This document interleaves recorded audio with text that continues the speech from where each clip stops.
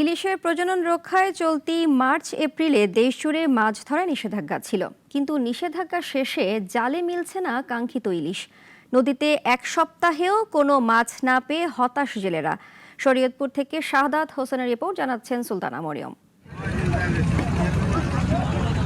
নিষেধাজ্ঞা শেষে বুধবার মধ্যরাত থেকে শরীয়তপুরের পদ্মার ২০ কিলোমিটার এলাকায় মাছ ধরা শুরু হয়েছে।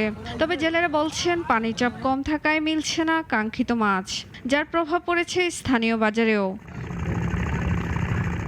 শরীয়তপুরের জাজিরা ও নারিয়া সহ প্রায় ৮০ কিলোমিটার নৌসীমানায় মাছ ধরে জীবিকা চালায় প্রায় ৩১,০০০ জেলে পরিবার।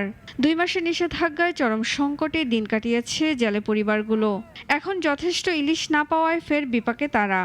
বর্তমানে ইলিশ মাছ নাই বলে চলে পদ্মা নদীতে। ভাই আশ্বিন মাসে মাছ আইব কইতো, মাছের এমনি জায়গা মাছ অভিযানের সময় অভিযান দেয় না, অভিযানের পরে যে মাছ জায়গা সেরকম দেয় অভিযান। এখন এই পানিটা নষ্ট হয়ে যাবে, সব মাছ গেছে গা।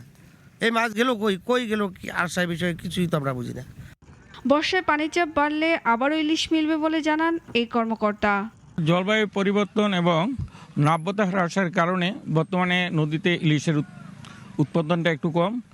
বিশেষ করে আপনার প্রচুর বৃষ্টি এবং বর্ষার পানি আসার সাথে সাথে ইলিশের উৎপাদন অনেকাংশে বেড়ে যাবে এবং জেলেরা ইলিশ মাছ পাবে বলে আমরা আশা ব্যক্ত করছি। প্রয়োজনীয় সহায়তা ও কার্যকর উদ্যোগের আশ্বাস দিলেও কবে মিলবে কাঙ্ক্ষিত ইলিশ সেই অপেক্ষায় দিন গুনছেন জেলেরা। সুলতানা মরিয়ম, নাগরিক। ওয়ালটন আবারও মিলিনিয়ার অফারে ওয়ালটন ফ্রিজ কিনে আপনিও হয়ে যেতে পারেন মিলিয়নিয়ার।